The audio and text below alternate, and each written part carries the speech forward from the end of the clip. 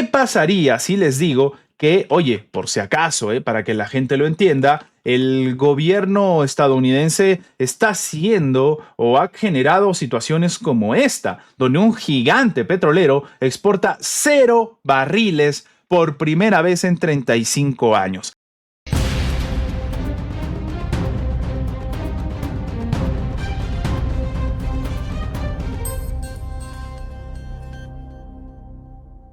Así como lo acaban de escuchar, 0 barriles, damas y caballeros. En este caso, lo que se comenta es que se declaró un estado de fuerza mayor en el envío de crudo y productos refinados debido ¿a qué? Al bloqueo del estrecho de Hormuz, que por si acaso, para que la gente lo entienda, este no es el bloqueo de Irán, es el bloqueo de Estados Unidos junto con Irán. Oye, Soca, pero ¿no se supone que son enemigos? ¿Cómo que bloquean? Bueno, es que, claro, el gobierno estadounidense dijo, Irán está bloqueando el estrecho, perfecto, bloqueamos el bloqueo. Oye, pero ¿cómo bloqueas el bloqueo? Bueno, bloqueando también. Entonces antes se bloqueaba una partecita y ahora por Estados Unidos se bloquea una parte más grande. Listo. Esa ha sido la solución, ¿no? Ellos piensan que bloquear el bloqueo significa desbloquear cuando realmente no es así. Así que bueno, señores, esta es una de las principales consecuencias. Kuwait no ha exportado ni un solo barril de petróleo en abril.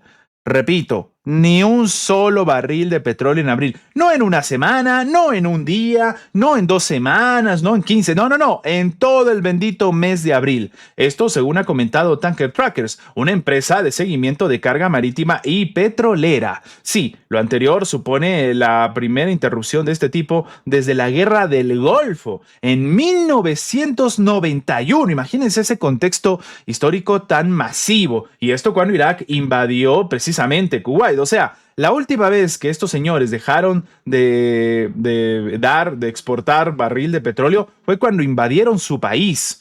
Y ahora, en la poderosa administración de Trump, vuelve a suceder. Increíble. Así que el pasado mes, Kuwait declaró fuerza mayor en envío de crudos y productos refinados debido a que el bloqueo del estrecho de Hormuz impide cumplir obligaciones con clientes que no pueden introducir buques en el Golfo Pérsico. Y además, después de todo esto, se dice que, bueno, como resultado de la agresión estadounidense contra Irán, la infraestructura petrolera kuwaití sufrió múltiples impactos. En este contexto, las autoridades del país advierten que recuperar su producción total tomará tiempo, lo que podría prolongar el efecto sobre las exportaciones.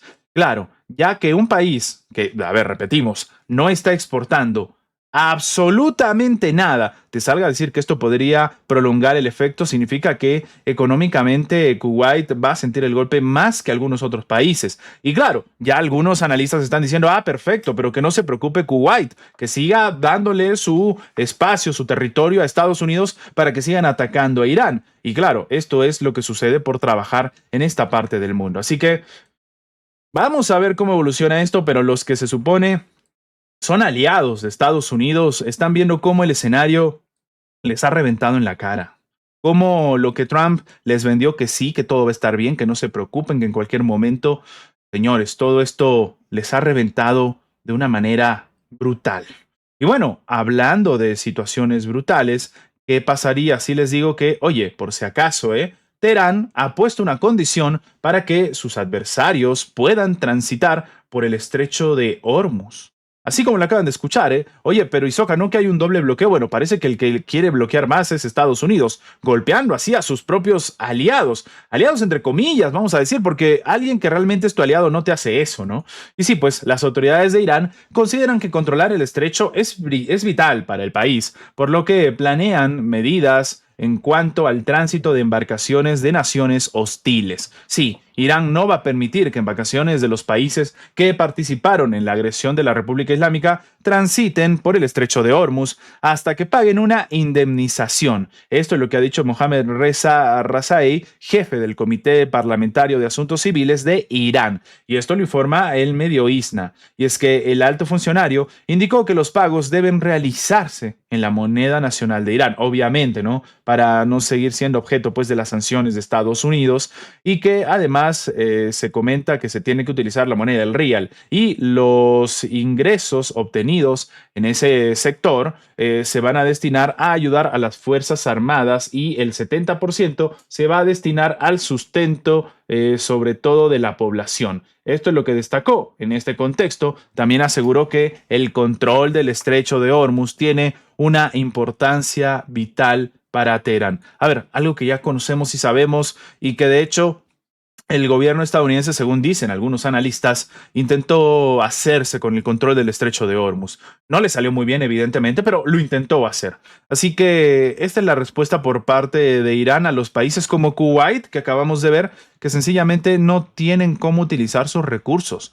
No saben exactamente qué es lo que está sucediendo o qué es lo que va a pasar con su economía, y para la mayoría de analistas esto le va a pasar una factura enorme a la situación que se vive de alianza, vamos a decir, entre Estados Unidos y Kuwait. Pero no se preocupen, porque la ruptura que se está viviendo en esta parte del mundo, por si acaso, no va a ser la única.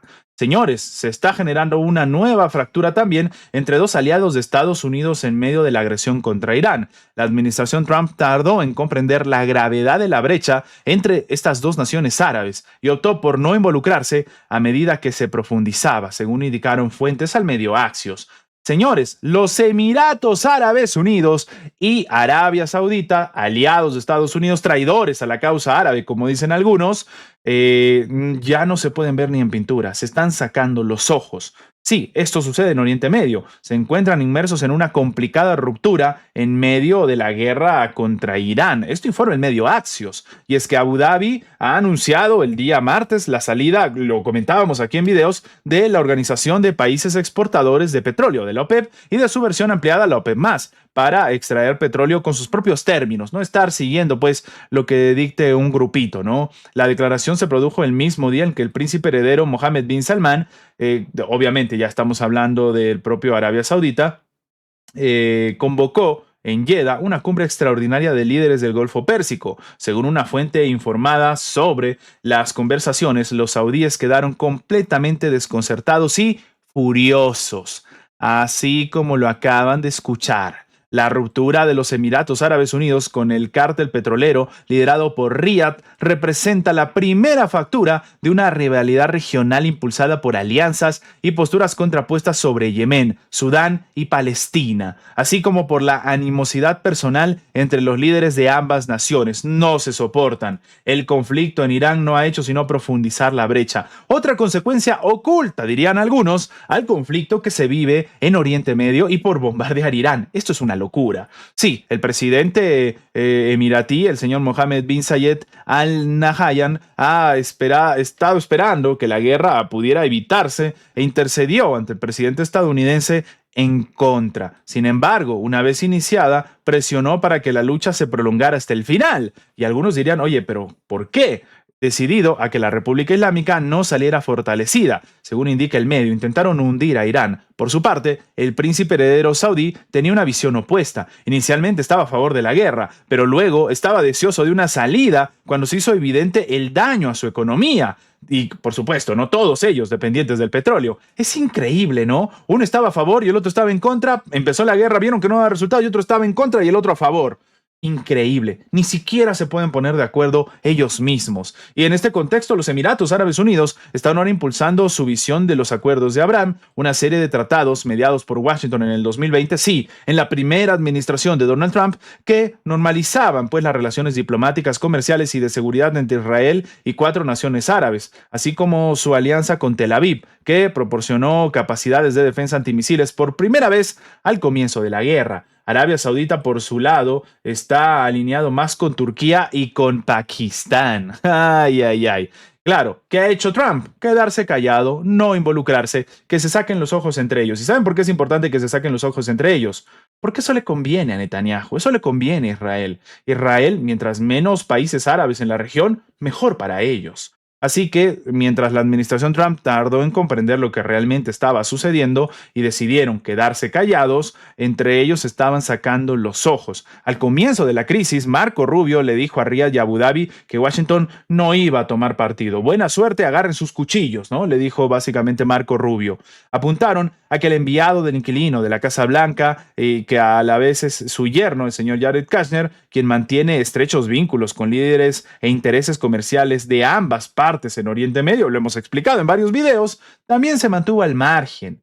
Se receloso de una ruptura con cualquiera de los dos bandos porque al final le van a reventar su propio bolsillo. Altos funcionarios están profundamente preocupados por si los dos aliados árabes más importantes de Washington salen de la guerra más enfrentados que nunca. Increíble. Otra, como dijimos, ¿no? Otra consecuencia, algunos dirían esperada, de la guerra entre Estados Unidos e Israel contra Irán, pero que, oye, si tú eres un poco criterioso y al menos estudias un poco la situación, te habrías dado cuenta que iniciar esto iba a terminar así, ¿no? Que iniciar un conflicto así iba a hacer que tus aliados en la región se saquen los ojos entre ellos. Los estados del Golfo Pérsico aún cuentan con reservas de energía y capital, pero esto no va a ser para siempre.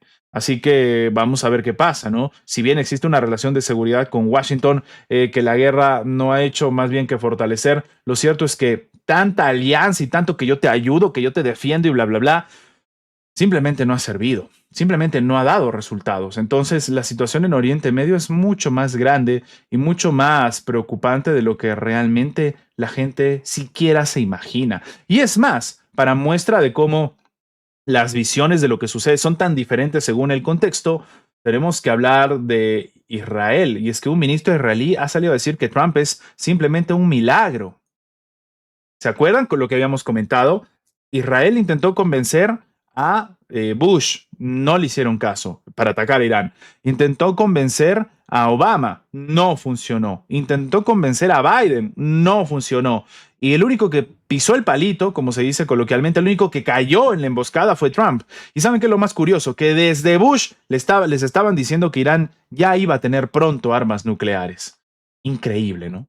Así que el ministro de Finanzas de Israel, el señor Bezalel Smotrich, ha sostenido que tal como se ve la situación en este momento, el papel del presidente estadounidense constituye un milagro, ¿no? Es la única forma que tienen de definir cómo una persona enorme, de naranja, decide involucrar a su país en una guerra que no le da ningún tipo de beneficio y que encima ensucia su propia carrera política. Claro, para él esto es un milagro, ¿no? No es normal que alguien haga esto. Así que el ministro de Finanzas de Israel, el señor Smotrich, ha vinculado esta semana la coyuntura de guerra con el proceso de construcción del Estado israelí durante una lección impartida por el aniversario de la independencia titulada Las maravillas de la guerra y el Estado. Qué miedo esa mentalidad, ¿eh? Cuya grabación completa fue difundida esta semana. Las maravillas de la guerra, señores. Ay, ay, ay. Pero bueno, en el tramo de su intervención centrado en la política exterior, Smotrich aludió de forma explícita a la relación con Washington y expresó su deseo de que Dios influya, en el buen sentido, en el corazón del presidente Trump. Sostuvo que tal como se ve la situación en este momento, su papel constituye un milagro. Milagro bombardear escuelas de niñas, ¿no? Vaya milagro. Y bueno, afirmó que Israel no depende de nadie y que no hay alguien o quien pueda detener el curso de los acontecimientos, pero aún así insistió en que Trump es simplemente un milagro. De nuevo, ¿no? Con este doble discurso. No, no dependemos de nadie. Uy, pero qué milagro, Trump, ¿eh? Y bueno, en la misma secuencia, Smotrich contrastó ese escenario con el hipotético triunfo de la entonces vicepresidenta Kamala Harris. Y si hubiera sido elegida Kamala Harris, una situación que en su opinión habría sido imposible de describir. ¿Saben por qué es imposible de describir? Porque tampoco tiene las agallas para hacerlo. No tiene la valentía ni el coraje para irse en contra de la política estadounidense. Porque de repente, quién sabe, mañana más tarde, no por Kamala, pero los demócratas pueden tener mucho más poder y lo vamos a ver seguramente en las elecciones de medio mandato. Y ni hablar del próximo presidente de Estados Unidos, ¿no es cierto? Así que claro, dice, ay no, sería imposible de describir. ¿Por qué no tienes las agallas y decir lo que realmente piensas? ¿No? Como siempre, ¿no? En fin, una situación que tristemente pinta de cuerpo entero lo que está sucediendo y cómo este tipo de conflictos cuando terminan mezclándose con la religión, el escenario es mucho más denso, mucho más preocupante.